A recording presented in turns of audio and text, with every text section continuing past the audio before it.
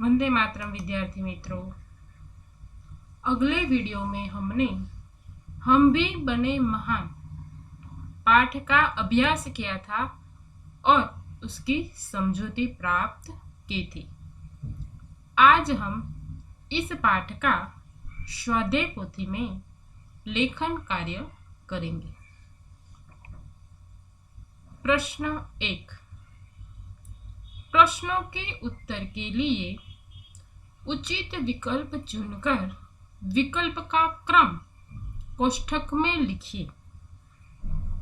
पहला विकल्प, स्वागत समिति के सदस्य रानडे को किस ओर ले जाने का प्रयास कर रहे थे। तो उसके विकल्प है विश्राम गृह, भोजन कक्ष, सभागृह या मंच। तो उसका उत्तर होगा मंच। दूसरा विकल्प, समारोह के मुख्य अतिथि कौन थे। उसके विकल्प है ए गोपाल कृष्ण गोखले, बी स्वामी विवेकानंद, सी महादेव गोविंद रानडे या डी हजरत अली। तो इसका उत्तर होगा सी महादेव गोविंद रानडे, यानी कि समारोह के मुख्य अतिथि महादेव गोविंद रानडे थे। तीसरा विकल्प, किसे ढूंढने के लिए पूरी टीम लग गई। उसके विकल्प है ए कोच, बी कप्तान, सी डॉक्टर या डी मैनेजर। तो उसका उत्तर होगा डी कप्तान। चौथा विकल्प, नरेंद्र ने लड़के को क्या दिया। ए अठन्नी, बी चवन्नी, सी रुपया या डी शिवलिंग। तो उसका उत्तर होगा बी चवन्नी। आगे का प्रश्न, प्रश्न 2। कोष्ठक में से उचित शब्द चुनकर रिक्त स्थानों की पूर्ति कीजिए। पहले, मेले में सब खाली जगह ले रहे थे। तो उसका उत्तर होगा खिलौने। दूसरी, वस्तु से भी खाली जगह का जीवन ज्यादा महत्वपूर्ण है। तो उसका उत्तर होगा व्यक्ति। तीसरी, क्रिकेट मैच खाली जगह में खेला जाने वाला था। तो उसका उत्तर होगा अहमदाबाद। अंतिम, सरदार अपने खाली जगह काम के लिए हजरत अली के पास आए थे। तो उसका उत्तर होगा निजी।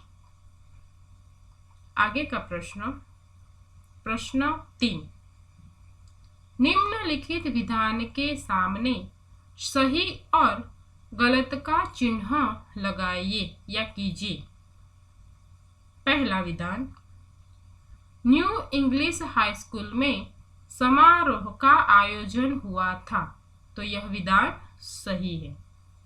दूसरा, गोपाल कृष्ण गोखले ने द्वार पर रानडे को रोका। तो यह विधान भी सही है। तीसरा, नरेंद्र ने एक शिवलिंग खरीदा। यह विधान सही है। और अंतिम, नरेंद्र ने एक मोटर को सामने से आते देखा। तो यह विधान भी सही है। आगे का प्रश्न, प्रश्न 4। निम्नलिखित शब्दों के समानार्थी शब्द लिखिए। पहला, प्रयत्न अर्थात प्रयास। दूसरा, प्रसिद्ध अर्थात विख्यात। तीसरा, अमीर अर्थात धनिक धनवान। चौथा, पुरखा अर्थात पूर्वज। पांचवा, नुकसान अर्थात हानि। और छठा, परीक्षण अर्थात जांच। प्रश्न 5, निम्न निम्नलिखित शब्दों के विलोम शब्द लिखिए। विलोम अर्थात विरुद्धार्थी। पहला सुबह, तो उसका विलोम शब्द होगा शाम। दूसरा ईमानदार, तो उसका विरुद्धार्थी होगा बेईमान। तीसरा बाहर, तो उसका विरुद्धार्थी होगा अंदर। चौथा प्रारंभ, तो उसका विलोम होगा अंत। पांचवा गरीब, तो उसका विलोम क्या होगा अमीर। और छठा बड़ा, तो क्या होगा छोटा। प्रश्न 6, निम्नलिखित वाक्यों में से विशेषण शब्द खोजकर विशेषण और उसका प्रकार लिखिए। पहला वाक्य, 2 मीटर कपड़ा दीजिए। तो इस वाक्य में विशेषण शब्द है 2 मीटर और उसका प्रकार है परिमाणवाचक विशेषण। दूसरा वाक्य, मीना ने 1 किलो हल्दी ली। तो इस वाक्य में विशेषण शब्द है 1 किलो और उसका प्रकार है परिमाणवाचक विशेषण।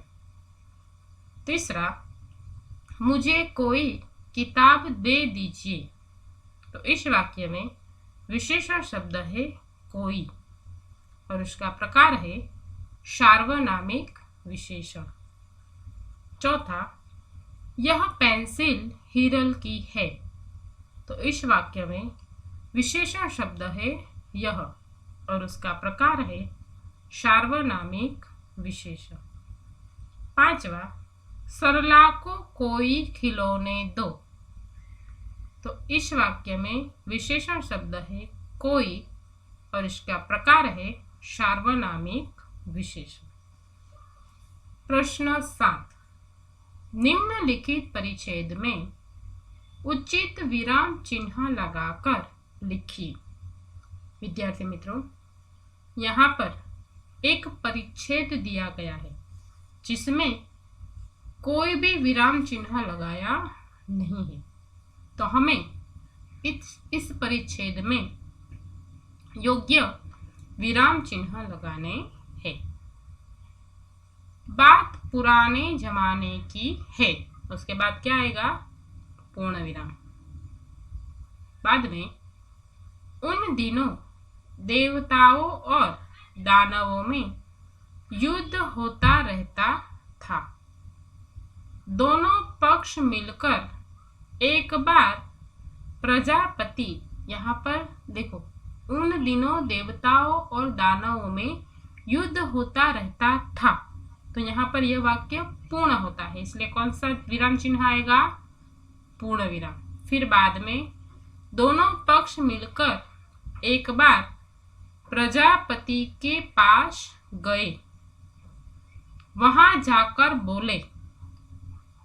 यहाँ पर वाक्य आधा है इसलिए यहाँ पर अल्प विराम आएगा और फिर अवतरण चिन्ह आएगा और अवतरण चिन्ह में यह वाक्य लिखा जाएगा कि मान्यवर, हम दोनों ही आपकी संतानें हैं।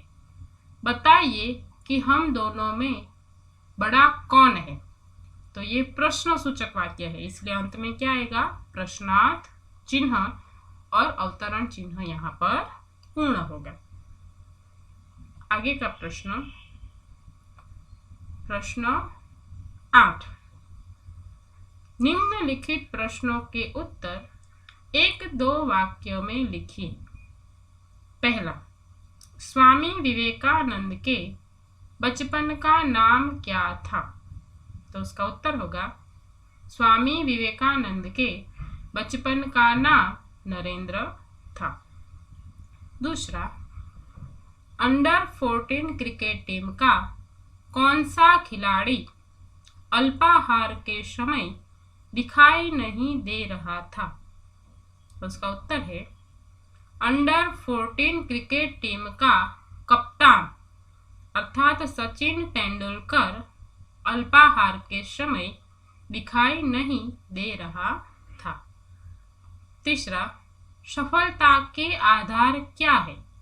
तो उसका उत्तर है अपने लक्ष्य के प्रति एकाग्रता, अविरत अभ्यास और कठोर परिश्रम एवं लगन ही सफलता के आधार है। प्रश्न 4, हमारे पुरखों ने दूसरों के धन के बारे में क्या कहा है? तो उसका उत्तर है हमारे पुरखों ने दूसरों के धन की लालसा न करने के लिए कहा है। 5वां प्रश्न, द्वार पर रानडे को देखकर स्वागत समिति के सदस्यों ने क्या किया? तो उसका उत्तर है द्वार पर रानडे को देखकर स्वागत समिति के सदस्यों ने उन्हें आदर पूर्वक मंच की ओर ले जाने का प्रयास किया। 6ठा प्रश्न, बालक नरेंद्र में कौन कौन से गुण नजर आते हैं? तो उसका उत्तर है बालक नरेंद्र में मानवता, कर्तव्य पालन और साहसिकता जैसे गुण नजर आते हैं। आगे प्रश्न 7, हजरत अली ने एक मोमबत्ती बुझाकर दूसरी मोमबत्ती क्यों जलाई? तो उसका उत्तर है हजरत अली राज का काम कर रहे थे, इसलिए राज की मोमबत्ती जला रखी थी। जब उन्होंने अपना निजी का काम शुरू किया तब वह मोमबत्ती बुझाकर अपनी मोमबत्ती जलाई। यदि वह ऐसा न करते तो चोर या हरामखोर कहलाते। इसीलिए हजरत अली ने एक मोमबत्ती बुझाकर दूसरी मोमबत्ती जलाई। 8वां प्रश्न, लड़के ने रोने का नरेंद्र को क्या कारण बताया? तो लड़के ने बताया कि उसके पास एक चवन्नी थी, वह कहीं गिर गई है। अब यदि वह चवन्नी न मिली तो उसकी माँ उसे मारेगी, इसलिए लड़का रो रहा था। प्रश्न 9, निम्नलिखित प्रश्नों के उत्तर 2-3 वाक्य में लिखिए। पहला, नरेंद्र के द्वारा बच्चे को बचाने में देरी होती तो क्या होता? तो नरेंद्र के द्वारा बच्चे को बचाने में देरी होती तो वह सामने से आ रही मोटर के नीचे आ जाता और उसे चोट लग जाती। दूसरा, महादेव रानडे को द्वार पर ही रोक देना सही था, क्यों? तो उसका उत्तर है समारोह में उन्हीं को प्रवेश दिया जाता था जिनके पास निमंत्रण पत्र हो। समारोह के मुख्य अतिथि के पास निमंत्रण पत्र नहीं था, इसलिए उन्हें द्वार पर रोक देना ही सही था, क्योंकि नियम सबके लिए एक समान होने चाहिए। तीसरा प्रश्न, दूसरों की जान बचाना हमारा कर्तव्य है। आप अन्य किन बातों को अपना कर्तव्य समझते हैं? तो मैं इन 4 बातों को अपना कर्तव्य समझता हूँ। पहला, नियम का पालन करना। दूसरा, घर के बड़ों को सम्मान देना। तीसरा, देश की सेवा करना। और चौथा, सबके साथ हिल मिलकर रहना। चौथा प्रश्न, आपको कहाँ कहाँ पर भेदभाव की नीतियाँ दिखाई देती है? तो उसका उत्तर होगा हमारे देश में आज भी लोगों के धर्म और जाति के आधार पर भेदभाव किया जाता है। समाज में अमीर गरीब ऊंच नीच आदि के आधार पर भी भेदभाव किया जाता है। कार्यालय में विशिष्ट और कनिष्ठ यानी कि उच्च पद वाला और निम्न पद वाला, उसके बीच भी भेदभाव की नीति दिखाई देती है। पांचवा प्रश्न, हमें सफलता पाने के लिए क्या करना चाहिए? तो उसका उत्तर है कि अपने लक्ष्य में सफल होने के लिए हमें खूब मेहनत करनी चाहिए। लक्ष्य को प्राप्त करने में आने वाली बाधा को दूर कर देना चाहिए। प्रश्न 10, निम्नलिखित प्रश्नों के उत्तर 3-4 वाक्यों में लिखिए। पहला प्रश्न, न्यायाधीश रानडे को किसने रोका, क्यों? तो उसका उत्तर है न्यायाधीश रानडे को द्वार पर नियुक्त स्वयं सेवक ने रोका, क्योंकि स्वयं सेवक को यह जिम्मेदारी सौंपी गई थी कि सबका निमंत्रण पत्र देखकर ही प्रवेश दे। रानडे अपना निमंत्रण पत्र नहीं लाए थे, इसलिए स्वयं सेवक ने उन्हें द्वार पर रोका। आगे का प्रश्न, राजकाज का काम, यहाँ पर भूल है, नाम नहीं बल्कि उसकी जगह कौन सा शब्द आएगा, काम। राजकाज का काम कैसे अच्छी तरह से चल सकता है? तो उसका उत्तर है हजरत अली राजकाज के लिए राज की मोमबत्ती का उपयोग करते थे और अपना काम करने के लिए वे अपनी निजी मोमबत्ती का उपयोग करते थे। राजकाज का काम तभी अच्छी तरह से चल सकता है जब हम राजकाज के काम में हजरत अली जैसी प्रामाणिकता रखें। तीसरा प्रश्न, कोच, मैनेजर और साथी खिलाड़ी क्यों दंग रह गए? तो उसका उत्तर है अल्पाहार के समय सब उपस्थित थे, किंतु टीम का कप्तान दिखाई नहीं दे रहा था। पूरी टीम कोच और मैनेजर को कप्तान कहीं भी दिखाई नहीं दे रहा था, इसलिए वे सब उसे ढूंढने में लग गए। तब किसी ने उसे उसके कमरे की गैलरी में क्रिकेट का अभ्यास करते देखा, तो अभ्यास एवं क्रिकेट के प्रति उसका ऐसा लगाव देखकर कोच, मैनेजर और साथी खिलाड़ी दंग रह गए। चौथा प्रश्न, लोगों की बात सुनकर नरेंद्र ने क्या कहा? तो उसका उत्तर है कि लोगों की बात सुनकर नरेंद्र ने कहा कि मेरा शिवलिंग टूट गया तो क्या हुआ, वह तो मिट्टी से बना एक साधारण शिवलिंग था, किंतु इस बालक की जान बचाना मेरा पहला कर्तव्य था। आगे का प्रश्न, प्रश्न 11, निम्नलिखित परिच्छेद का मातृभाषा में अनुवाद कीजिए। तो यहाँ पर हमें मातृभाषा में अनुवाद करना है।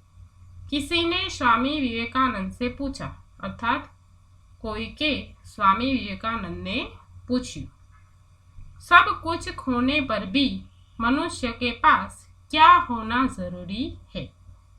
तो उसका अनुवाद क्या होगा कि બધું જ ખોયા પછી પણ મનુષ્ય પાસે શું હોવું જરૂરી છે?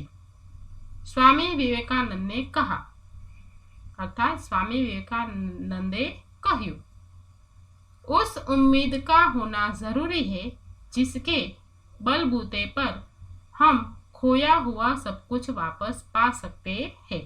तो उसका अनुवाद होगा, એ આશા હોવી જરૂરી છે જેના આધારે આપણે ગુમાવેલું બધું પાછું મેળવી શકીએ। तो विद्यार्थी मित्रों, यहाँ पर हमारा यह पाठ पूर्ण होता है, स्वलेखन कार्य पूर्ण होता है। आगे का पाठ हम अगले वीडियो में देखेंगे। धन्यवाद।